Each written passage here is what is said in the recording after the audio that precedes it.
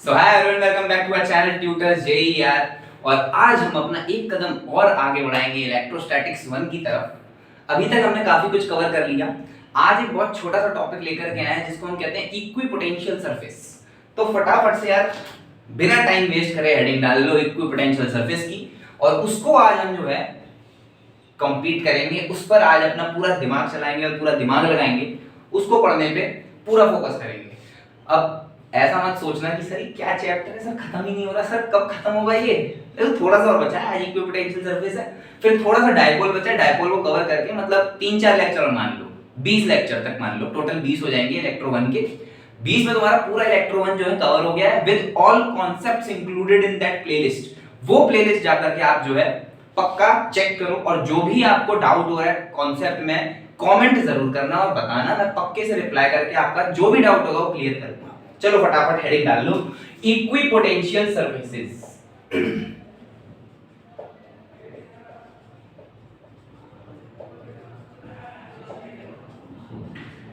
अब नाम को अगर हम सबसे पहले ब्रेक डाउन करके देखें कि यार इक्विपोटेंशियल सरफेसेस यही नाम क्यों रखा गया, रामू सामू ये सब क्यों नहीं रखे गए, राजू ये सब क्यों नहीं रखे गए, इक्विपोटेंशियल सरफेस ही नाम क्यों रखा गया।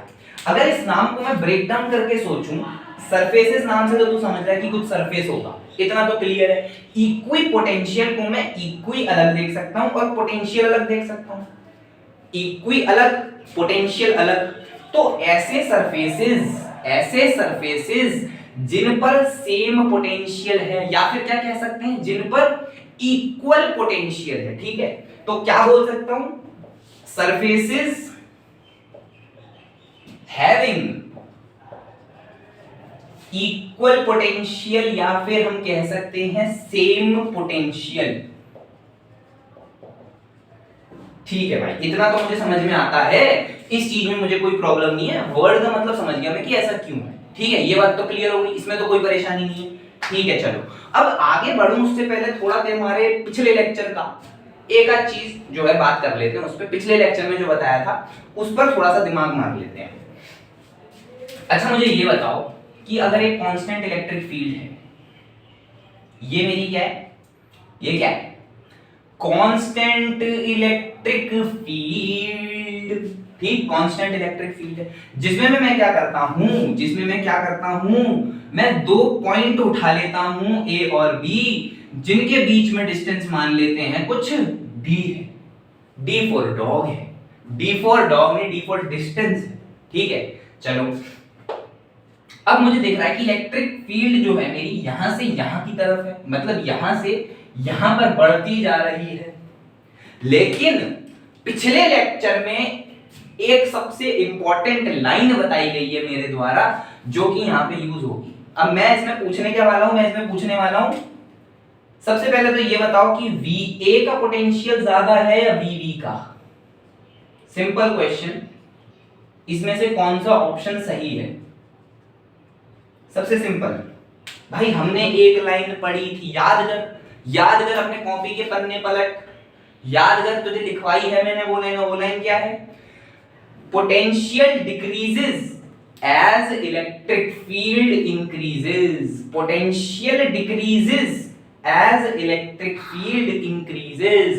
इसका मतलब कि पोटेंशियल मेरा घटेगा जैसे जैसे इलेक्ट्रिक फील्ड बढ़ती जाएगी। तो क्या मैं कह सकता हूं कि यार A पर पोटेंशियल ज्यादा होगा कंपेयर टू B, A पर पोटेंशियल ज्यादा होगा कंपेयर टू B।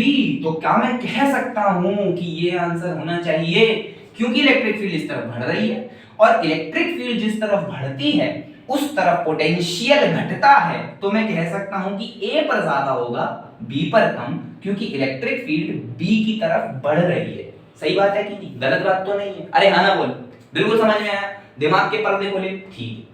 अब मैं बोलने क्या वाला हूं, असल में मैं बोलने वाला हूं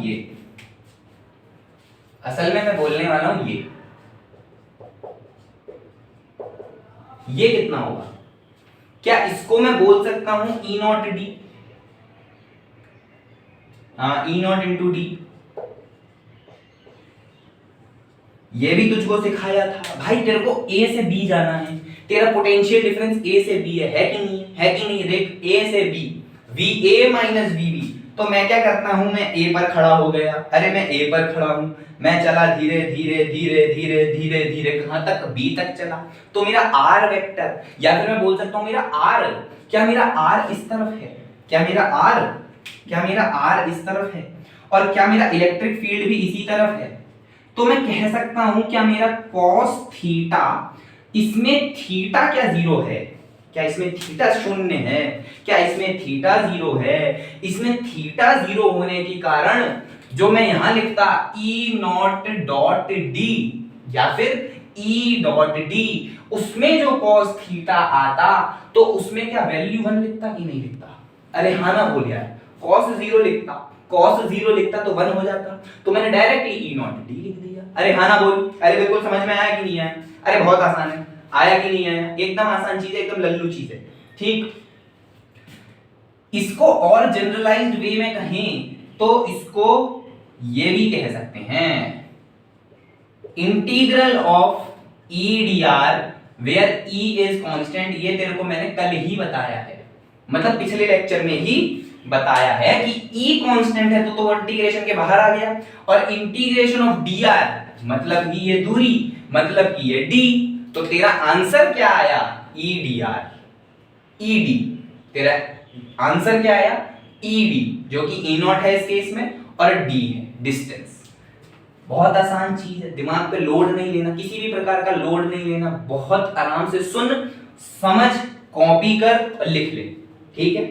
चल आगे बढ़ते हैं।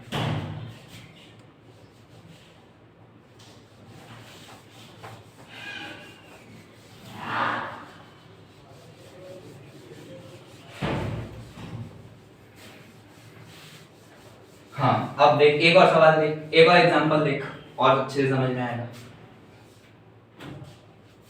मेरा सवाल क्या है, मेरा एग्जांपल जो है वो है ये कि मेरी इलेक्ट्रिक फील्ड ऐसे है, ऐसे है, ऐसे है, और मेरे पास एक ट्रायंगल है, ये ए पॉइंट है, ये बी पॉइंट है, ये सी पॉइंट है, और ये इलेक्ट्रिक फील्ड है। अरे हाँ ना बोले यार, बिल्कुल सही है। ये अब इक्विलेटरल ट्रायंगल है, सुंदर सा। इक्विलेटरल मतलब कि 60 60 60 होंगे तीनों, 60 60 60। मेरे सवाल हैं क्या लेंगे, V B minus B C, V A minus B C, और V A minus B B ले लो। चलो तीनों आपको बताने, थोड़ा सा दिमाग लगाना है। इसकी साइड लेंथ ले लो ए, इसकी साइड लेंथ है ए, ठीक है, और बढ़िया। चलिए बताइए, एक मिनट वीडियो पॉज करिए, सोचिए, समझिए, आप कर सकते हैं, मुझे पूरा विश्वास है। बस तुझे फर्क है कि एंगल ध्यान से देखना पड़ेगा, बस और कुछ नहीं। जैसे लिखा है उसी डायरेक्शन में चल, कोई परेशानी नहीं आने वाली है, मेरी गारंटी है, ठीक है। आप देख, सबसे पहला वी बी माइनस वी सी तुझे निकालना है, तो बी पर खड़ा हो जा। क्या हो गया भाई, बी पर मैं खड़ा हूं, मैं बी पर खड़ा हूं, मैं बी पर खड़ा हूं, मुझे दिख रहा है सी उधर है, सी उधर है, तो मैं ऐसे चलूंगा। अरे चलूंगा हाँ या ना बोल, ठीक है। तो मैं कैसे चला, मैं चला कुछ ऐसे। इलेक्ट्रिक फील्ड देख, क्या इलेक्ट्रिक फील्ड इस तरफ है, ये तेरा क्या आर है, ये तेरा क्या ई है, और क्या बीच में एंगल 60 है। अरे हाँ ना बोल यार, ये 60 तो ये भी 60, अरे हाँ ना बोल। 6 ऑल्टरनेट इंटीरियर एंगल्स, बचपन की क्लासेस 8वीं 7वीं 6ठी, ऑल्टरनेट इंटीरियर एंगल्स, क्योंकि ये इसके पैरेलल है, ऑल्टरनेट इंटीरियर एंगल्स की वजह से ये 60 है तो ये भी 60 होगा, ठीक है। चलिए अब क्या लिखूंगा, अब लिखूंगा VB minus VC is equal to ER into cos 60। अरे हाँ ना बोल, तो E ही है, R तेरा क्या A है, cos 60 की वैल्यू क्या 1/2 होती है, मतलब 1/2, क्या आंसर EA/2 आ गया। अरे हाँ ना बोल, अरे बहुत सिंपल, अरे कुछ नहीं किया, अरे B से C चला, अरे B से C चला, B से C चला, इलेक्ट्रिक फील्ड इस तरफ थी, इलेक्ट्रिक फील्ड इस तरफ थी, बीच का एंगल कितना 60, जैसे ही 60 हुआ cos 60 की वैल्यू 1/2, EA 1/2, खत्म, ये आंसर है, कुछ नहीं है, बहुत सिंपल, बहुत आसान, एकदम लल्लू चीज है। एक और देख, दोनों देखेगा तेरे को एकदम क्लियर हो जाएगा। ठीक है चल, दूसरा क्या है, VA माइनस VC। ठीक है, VA माइनस VC। अरे भाई साहब मैं तो A पर खड़ा हूं, मैं तो A पर खड़ा हूं, मैं C पर चल रहा हूं, मैं C पर चल रहा हूं, तो मेरा R इस तरफ है, मेरा R इस तरफ है। जैसे ही मेरा R डिसाइड हो गया कि R इस तरफ ही है और मेरा इलेक्ट्रिक फील्ड भी इसी तरफ है, तो क्या एंगल 0 डिग्री है? जैसे ही एंगल 0 डिग्री पता चला, मेरा काम आसान हो गया और मैंने E डॉट D या फिर E into R into cos 0 करा, तो E इंटू A क्या आंसर आएगा? अरे बहुत सिंपल, अरे बहुत आसान, मजा आ गया, मजा आ गया, बहुत आसान, एकदम इजी, कोई टफ कुछ नहीं, एकदम बहुत आसान तरीके से बनाया, बहुत ही इजी तरीके से बनाया, कोई मुश्किल नहीं, बहुत इजी है। ठीक, चल आजा तीसरे पे। तीसरा क्या है, तीसरा देख, तीसरा है VA माइनस VB। अब तू कर लेगा आसानी से। VA माइनस VB मतलब तुझे यूं जाना है, अरे हाँ ना बोल यार, तुझे यूं जाना है और तेरी इलेक्ट्रिक फील्ड है इस तरफ, तो तेरा एंगल कितना हो गया 60 डिग्री, तेरा एंगल कितना हो गया 60 डिग्री। तो VA माइनस VB क्या लिख सकता है, E into A into cos 60, मतलब कितना हो गया E इंटू A इंटू 1/2। ठीक, चलिए और कुछ सवाल जवाब, एक और कराता हूं मैं सवाल, तुमको और अच्छा मजा आएगा। ठीक, एक और सवाल करो, वो सवाल तुम्हें थोड़ा सा वेक्टर की नॉलेज पे बेस्ड है, जिनका वेक्टर अच्छा होगा वो इजीली कर सकते हैं। चल बेटा आजा, मजे देता हूं तुझको, जिंदगी के मजे लो, जिंदगी के मजे। ये पढ़ करके तुम्हें थकावट नहीं होनी चाहिए, क्योंकि जब मुझे पढ़ाने से थकावट नहीं हो रही तो तुम्हें पढ़ के कैसे थकावट होगी भाई। चल देख, अब सवाल ये है कि भाई साहब आपके सामने इस तरीके से दिया हुआ गया है और आपको बोला गया है कि इलेक्ट्रिक फील्ड जो है वो ऐसे है, ठीक, और इलेक्ट्रिक फील्ड बना रही है 45 डिग्री। अरे वाह वाह वाह, सर क्या दे रहे हो सर, सर सीधी वीधी दे देते सर, ये आड़ी टेढ़ी क्या दे रहे हो सर। सर इलेक्ट्रिक फील्ड है E, इलेक्ट्रिक फील्ड क्या है E और 45 डिग्री बना रही है। अब एक पॉइंट है 1,1 था, एक मिनट में देखता हूं, 1,2 और 4,6। पॉइंट क्या है A से B, आपको बताना है, आपको बताना है, आपका A पॉइंट है वो है 1,2 और आपका जो है B पॉइंट है वो है 4,3 ले लो, 4,3 नहीं 4,6 ले लो, 4,6, ठीक है। और आपको बताना है VA minus VB, VA minus VB। अब ये देख, मैं तेरे को डायरेक्टली बता देता हूं क्योंकि थोड़ा सा टिपिकल है। देख तेरे को VA माइनस VB बताना, अब तू क्या करेगा, तू ये बोलेगा कि सर ऐसे कुछ है, ये मेरी इलेक्ट्रिक फील्ड ऐसे कुछ दी हुई है और मुझको बोला गया है कि ये जो है 45 डिग्री पे है। तेरा पॉइंट क्या 1,2 कुछ इधर होगा, 4,6 कुछ इधर होगा और ये तेरी लाइन बनेगी जो कि कितनी आएगी, डिस्टेंस निकाल कितना है, डिस्टेंस निकाल कितना है, डिस्टेंस कैसे निकालेगा, डिस्टेंस फॉर्मूले से, जो कि कितना आएगा 4 - 1 का स्क्वायर प्लस 6 - 2 का स्क्वायर, कितना आएगा, ये कितना आएगा, सॉल्व करके बता। 3 का स्क्वायर मतलब 9 और 16 मतलब 5, तो ये डिस्टेंस जो इनके बीच का डिस्टेंस है वो कितना हो गया 5 मीटर। एंगल देखेगा तो एंगल कितना आएगा, tan theta is change in y upon change in x, 6 - 2 upon 4 - 1 मतलब कि 4/3, हाँ 4/3 ले लो, तो थीटा कितना हो गया 53 डिग्री। अरे हाँ ना बोल यार, अरे बहुत सिंपल है यार, कोई मुश्किल नहीं है भाई। एक्सिस पे समझना, एक्सिस पे समझ, 1,2 कुछ इधर है, ठीक है, 1,2 कुछ इधर है, 4,6 कुछ इधर हो गया, तो तेरा ये मूवमेंट है ना, मूवमेंट तेरी ऐसी है भाई, 1,2 कुछ इधर, 4,6 कुछ इधर, तेरी मूवमेंट कुछ ऐसी है, तेरी मूवमेंट कुछ ऐसी है, तो तू अपनी मूवमेंट के अकॉर्डिंग ही तो देखेगा भाई पहले मैंने निकाला कि ये डिस्टेंस कितना है, दूसरा मैं निकाल रहा हूं कि ये एंगल कितना है, ये एंगल कितना है।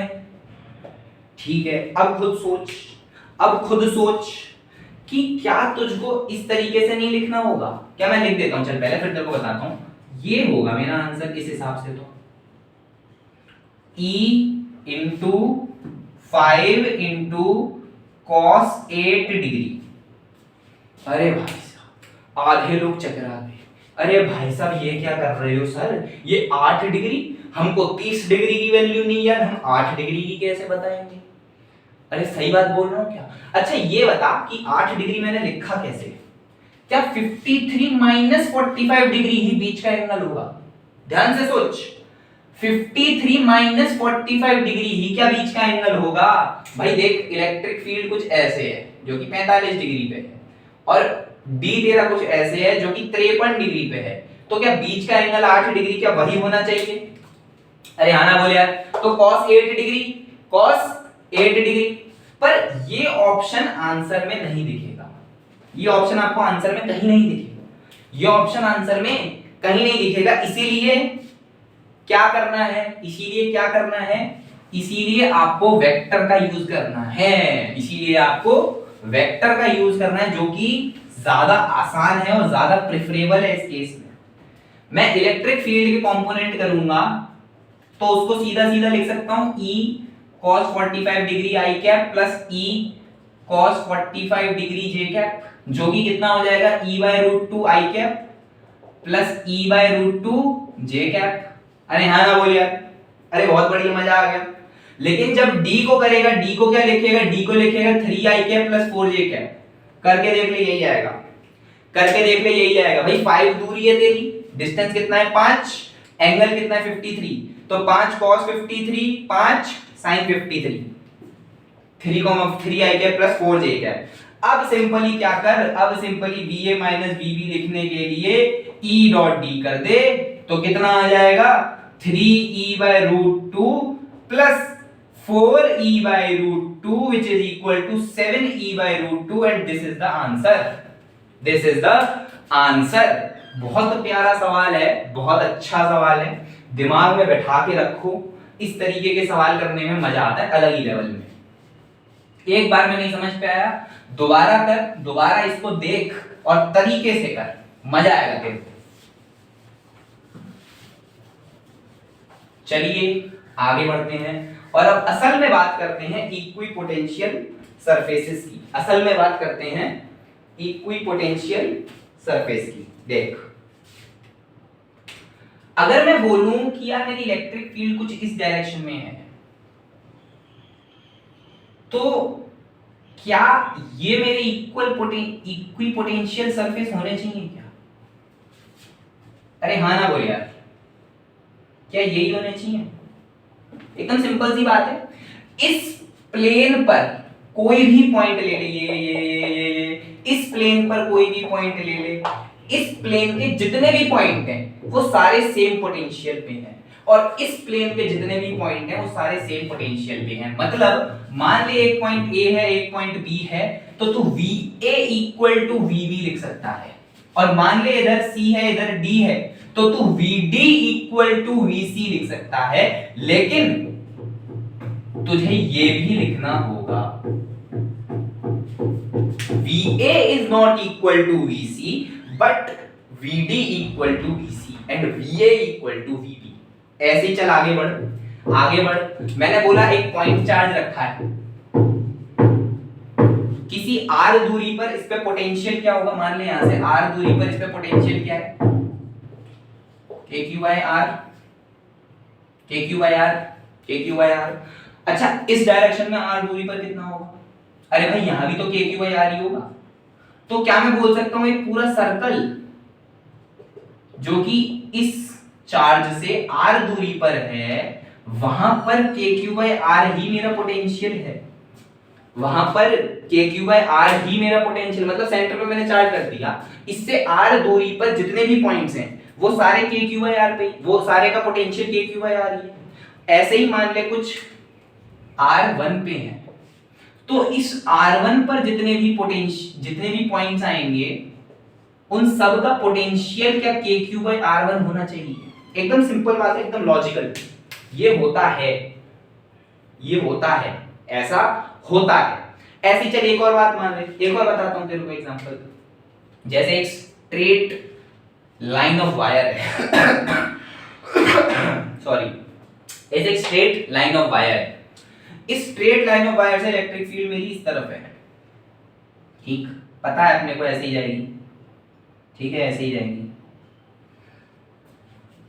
अब इसको देख करके मैं कह सकता हूं कि मेरा जो पोटेंशियल है वो ऐसे सिलेंड्रिकल होगा।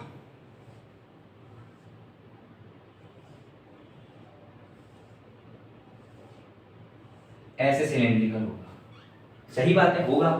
जो इधर पॉइंट है VA, या फिर इधर मान ले A कोई पॉइंट है, इधर मान ले कुछ B पॉइंट है, इधर मान ले कुछ C पॉइंट है, तो मैं लिख सकता हूं कि VA इक्वल टू VC होगा और VB not equal to VC होगा। अच्छा चलिए, अब ये जो इक्विपोटेंशियल सरफेसेस बन रहे हैं, ये सारे सरफेस मेरे इलेक्ट्रिक फील्ड के परपेंडिकुलर होने चाहिए। क्या होने चाहिए? इलेक्ट्रिक फील्ड इनसे परपेंडिकुलरली पास करे। जैसे कि ये मेरे जो प्लेन सरफेस है, इनसे इलेक्ट्रिक फील्ड ऐसे जा रही है एकदम परपेंडिकुलर। अरे हाँ ना बोल यार, एकदम परपेंडिकुलर, ये 90 डिग्री बना रहा है। ऐसे ही सिलेंडर को देख, ये लाइन ऑफ चार्ज है तेरा, ये लाइन ऑफ चार्ज इस वायर पे चार्ज है, तो इससे इलेक्ट्रिक फील्ड कुछ ऐसे होगी। और सिलेंडर हमने चूज क्यों किया? सिलेंडर ही क्यों किया, कुछ और क्यों नहीं किया? सिलेंडर मेरा इन इलेक्ट्रिक फील्ड की लाइंस से परपेंडिकुलरली आएगा, ठीक, परपेंडिकुलरली आएगा, ऐसा है, ठीक है। चलिए भाई, ये भी समझ में आता है। तो इस चीज में भी यही है, इसमें भी यही कॉन्सेप्ट है भाई। इलेक्ट्रिक फील्ड देखेगा तो ऐसे ऐसे ऐसे ऐसे ऐसे निकल रही है, तो स्फीयर ही क्यों लिया? स्फीयर इसलिए लिया क्योंकि जो इलेक्ट्रिक फील्ड है वो परपेंडिकुलर है। इलेक्ट्रिक फील्ड जो है वो परपेंडिकुलर है। तो इक्विपोटेंशियल का इतना सा ही कॉन्सेप्ट है, एकदम लल्लू सा, एकदम लल्लू सा। एक सवाल तेरे को बता देता हूं और समझ में आ जाएगा।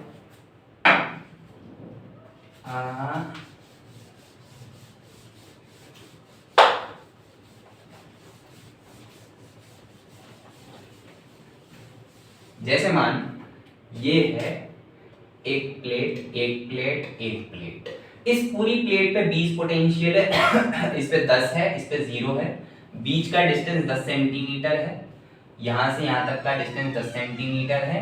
आपको फाइंड करना है, क्या फाइंड करना है? Electric field. आपको फाइंड करना है इलेक्ट्रिक फील्ड। देख बहुत आसान है, देख बहुत आसान है। क्या करेगा, क्या करेगा? कॉन्सेप्ट वही है पिछले क्वेश्चन वाला, कॉन्सेप्ट पिछले क्वेश्चन वाला, ये कुछ फर्क नहीं है। आपको क्या देख रहा है कि यार आपका डिस्टेंस कितना है, आपका d कितना है। अगर मैं बोलना चाहूं अगर मैं बोलना चाहूं 20 से 10 जा रहा हूं मैं, 20 से 10, तो चेंज इन पोटेंशियल कितना हो गया? क्या 10 हो गया? Change in potential is 10 volts. 20 से 10 जा रहा हूं, 10 वोल्ट्स, तो 10 इक्वल टू E इंटू 10 की पावर 10 माइनस 2। यही सही सवाल दिया है कि नहीं दिया? कुछ गड़बड़ तो नहीं कर दी? कुछ गड़बड़ तो नहीं कर दी सवाल में? नहीं, सही है सवाल, ठीक है, सवाल एकदम सही है, यही है। अब क्या कर सकता हूं मैं? अब क्या कर सकता हूं मैं? क्या मैं इलेक्ट्रिक फील्ड निकाल सकता हूं? देख भाई, तू यूं गया, तेरी इलेक्ट्रिक फील्ड भी ऐसे ही है इसमें, है ना? तो cos की तो कोई बात ही नहीं है, cos 0 हो गया, cos 0 हुआ तो cos की वैल्यू